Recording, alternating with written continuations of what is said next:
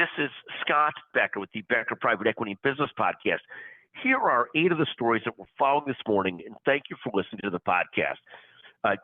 First, the first thing we'll say, and this is not one of our stories, this is a prescript. When bad things happen to people that you love, my advice is you stick with those people. Remember that all of us are flawed human beings. So the goal is to stick with people through good and through bad. Love your partners, your family, your employees, your colleagues, your friends, depending on what they do. If they murder somebody, it may be different. But when you do something they shouldn't do, they're flawed, you stick with them, and you love them through good and through bad. So here's our business stories for the day. The markets remain up solid year to date.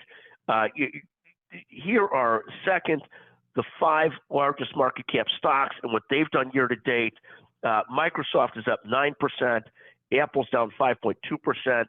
NVIDIA is up 60%. You can listen to our other podcasts on FOMO, NVIDIA, thinking an investment plan. Amazon is up 15% year to date. And Alphabet, Google's up 3%. Another note, Eli Lilly and Company, riding the strength of the Ozempic and obesity drug sales, diabetes drug sales, has moved to 8th in market cap in the United States. Fourth, Carvana, the used car sort of dealer online marketplace, up 32% year to date and 586% over the last year. There must be some lesson there in trying to find stocks that are just getting pummeled and where there's opportunities in them. Fifth, Elon Musk, Tesla is down almost 23% year to date. I happen to be a huge Elon Musk fan, but I loved a bumper sticker I saw the other day on a Tesla that said, I bought the car before I realized what a bad person he is, referencing Elon Musk and politics and more. Tesla did drop another 3% on Friday, 2.76%, and it's moved down to 10th in the United States in market cap after being up at 6th or 7th. Next, Rivian is down 57% year to date. It got slammed on Friday by 12%.